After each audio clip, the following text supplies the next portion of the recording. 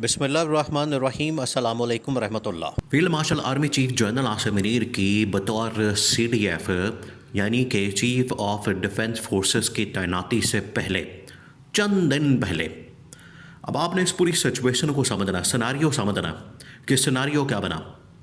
चंद दिन पहले साबिक सेक्रेटरी इलेक्शन कमीशन कमर दिलशाद ने एक आर्टिकल लिखा था और उस आर्टिकल के अंदर उन्होंने पूरा मंजरनामा बयान कर दिया था, पूरी की पूरी हकीकत बयान कर दी थी, या पूरा जो सिनारियो सीडीएफ बनने के बाद या चीफ ऑफ डिफेंस फोर्सेस बनने के बाद जो सिनारियो बनेगा वो उन्होंने पूरा मंजरनामा बयान कर दिया था कि किस तरीके से ये सीडीएफ की तैनाती के बाद इस पूरे के पूरे सिस्टम को लपेट दिया जाएगा। अब उस नोटिफिकेशन के आने में, सीडीएफ की तैनाती में, आपको पता है कि 10-15 दिन लग गए।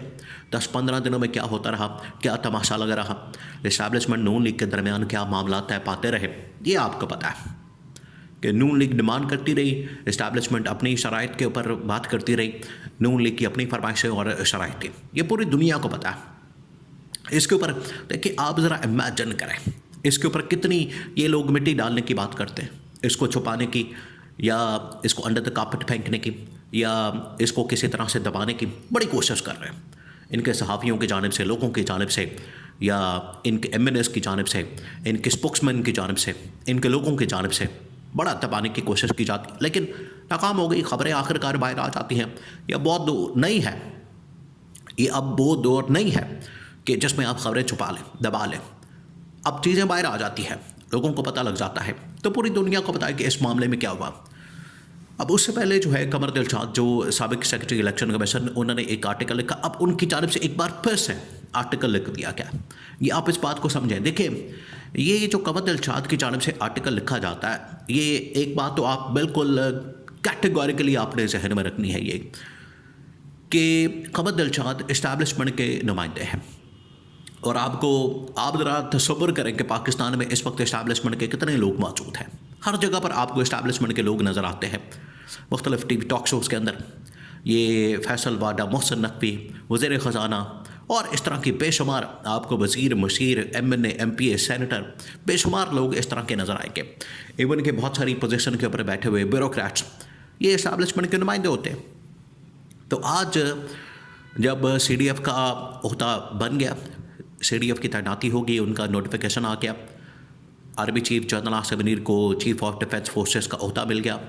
उस ओहदे के बाद जीएचक्यू के अंदर तकरीब हो गई, बाकायदा उन्हें गार्ड ऑफ ऑनर दिया गया, बाकायदा उन्हें वहाँ पर रिसीव किया गया, ओहदा दे दिया गया और ये सारा कुछ हो गया। अब जो आर्टिकल सामने आया वो बड़ा हैरान कौन है। अब आपने उसको समझना है, आपने उसके ऊपर गौर करना है, फिर आपको सारी हकीकत, सारी कहानी समझ आ जाएगी कि आगे होने क्या वाला है। उन्होंने अब ये बता दिया है कि ये आपने पहले 2 मिनट के लिए जहन में रखनी है डीजीआईएसपीआर की प्रेस कॉन्फ्रेंस। डीजीआईएसपीआर की प्रेस कॉन्फ्रेंस जिसमें उन्होंने पीटीआई के ऊपर, इमरान खान के ऊपर हमला किया और उन्होंने कहा कि ये जो इमरान खान है या ये फिर जो इस वक्त पीटीआई है, ये बन चुके हैं एक सिक्योरिटी थ्रेट, बहुत बड़ी सिक्योरिटी थ्रेट बन चुके हैं। और इस सिक्योरिटी थ्रेट की वजह से इनके ऊपर पाबंदी, इनके ऊपर बैन, ये तमाम चीज़ें हो सकती हैं। अब जो कमर दिलशाद ने आर्टिकल लिखा है, उस आर्टिकल के अंदर उन्होंने वाज़ेह किया है कि ये जो इमरान खान और पीटीआई को सिक्योरिटी थ्रेट और सिक्योरिटी रिस्क करार दिया गया है, इसका मतलब यह है कि आने वाले दिनों में इनके ऊपर पाबंदी लगने के चांसेस मौजूद हैं। और अगर पाबंदी लगती है, अब उन्होंने 2-3 चीज़ें बयान की है। पहले तो उन्होंने पाबंदी के ऊपर बात की, फिर उसके बाद उन्होंने इमरजेंसी के ऊपर बात की, फिर उन्होंने अगले सेटअप की बात की। 3 अहम तरीन पॉइंट्स के ऊपर बात की। सबसे पहले उन्होंने कहा कि ये जो सिक्योरिटी रिस्क और सिक्योरिटी थ्रेट करार देकर पीटीआई या इमरान खान को इस कॉन्टेक्स्ट के अंदर या इस प्रोटेक्स्ट में या इस तनासुर में अगर पीटीआई इमरान खान के ऊपर पाबंदी लगाने की बात होती है तो फिर ये बड़ी ख़तरनाक होगी। एक तो ये आसान नहीं होगी, ये उन्होंने बड़ा वाज़ेह किया कि ये देखिए, ये बड़ा वाज़ेह कर दिया उन्होंने कि पीटीआई के ऊपर, इमरान खान के ऊपर पाबंदी इतनी आसान नहीं होगी। और इसके बारे में इंटरनेशनल ताकतों ने भी पाकिस्तान की गवर्नमेंट और इस्टेब्लिशमेंट को कहा। ये अब रिकॉर्ड के ऊपर चीज़ें मौजूद हैं। ये जितनी मुलाकातें होती हैं, बड़े बड़े सफारतकारों की, एम्बेसडर्स यहाँ पर आके मुलाकात करते हैं, इधर उधर पैगाम रसानी बातें होती हैं, उसके अंदर बड़ा कैटेगोरिकली कहा जाता है गवर्नमेंट को भी, इस्टेब्लिशमेंट को, कि इमरान खान के साथ आप अपने मामलात को ठीक करें और जिस लेवल तक आप मामलात को लचा चुके हैं वहाँ से वापस आए, नीचे आए। तो अब ये जो इन्होंने कहा कि एक तो आसानी होगी, और अगर ये लगा दी जाती है तो फिर होगा ये कि पाकिस्तान के अंदर तकरीबन कोई 300 से 400 के करीब ताकत के ऐवानों के अंदर बैठे हुए, सेनेट के अंदर, कौमी असम्बली के अंदर, सूबाई असम्बली के अंदर, पंजाब में, सिंध में, फिर खैबर पख्तूनख्वा के अंदर पूरी की पूरी गवर्नमेंट मौजूद है 2/3 मेजॉरिटी के साथ। तो आपको इनको माइनस करना पड़ जाएगा, इनको फार्ग करना पड़ जाएगा, और फिर सुप्रीम कोर्ट में आपने ऐसे एविडेंस पेश करने हैं जो बड़ा मुश्किल मामला होगा। तो अगर आप एक तो ये कर नहीं सकते, अगर आप ये करते हैं तो उसकी इम्प्लीकेशन ये होगी, उसका इम्पैक्ट ये होगा, उसका असर ये होगा, उसके असरात क्या होंगे, ये उन्होंने पूरा आर्टिकल के अंदर लिखा।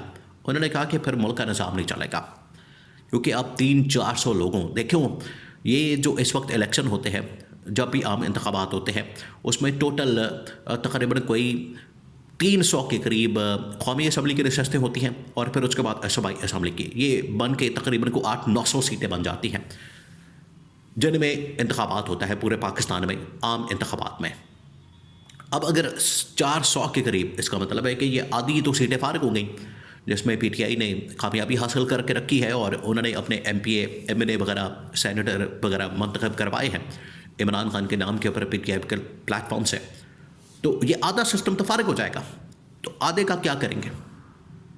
या इतने बड़े इंतखाबात आप करवा सकेंगे पाकिस्तान के अंदर? इतना बजट, इतना पैसा, इतने सिक्योरिटी, इतने मामलात, इतनी सियासी हलचल, ये अफोर्ड ही नहीं किया जा सकता। तो सेक्रेटरी इलेक्शन कमीशन ने कहा है कि एक तो ये अफोर्ड नहीं हो सकता, मुश्किल बड़ा है। सेकंड, अगर ये जाते हैं तो फिर पूरे पाकिस्तान के अंदर इमरजेंसी के इम्कानात बढ़ जाएंगे। ये फिर आपको सिर्फ, अभी आपको पता है एक तरफ खैबर पख्तूनख्वा के अंदर भी गवर्नर राज की बात होती है, इमरजेंसी लगाने की बात होती है कि वहाँ पर गवर्नर राज लगाते हैं, इमरजेंसी लगाते हैं। उन्होंने कहा कि फिर KP तक मामला महदूद नहीं रहेगा, फिर आपको पूरे पाकिस्तान के अंदर ये काम करना पड़ेगा जो कि आप अफोर्ड नहीं कर सकते। फिर आपको नून लीग को भी फारिग करना पड़ेगा, पीपल्स पार्टी को भी फारिग करना पड़ेगा, इस गवर्नमेंट को घर भेजना पड़ेगा जो कि आप अफोर्ड नहीं कर सकते। फिर नून लीग और पीपल्स पार्टी दोनों गवर्नमेंट फारिग हो जाएंगी, फिर इनका वजूद कैसे अमल में आएगा? फिर जो निज़ाम बनेगा वो फिर इस्टेब्लिशमेंट के कंट्रोल में होगा, CDF के कंट्रोल में होगा, वो फिर जनरल आसिम के कंट्रोल में होगा जो कि इस वक्त चीफ ऑफ डिफेंस फोर्सेस बन चुके हैं।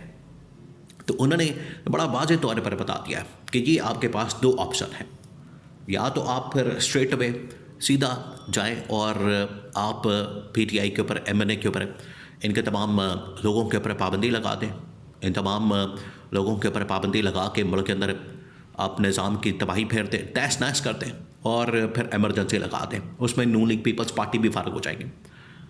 या फिर इनके साथ बात करें, मुज़ाकरात करें, डायलॉग करें, टेबल टॉक करें, इमरान खान की रिहाई के ऊपर काम करें, अमल दरामद करें। ये फिर रास्ता है जो कि पाकिस्तान को आगे ले जाने का बेहतरीन रास्ता है।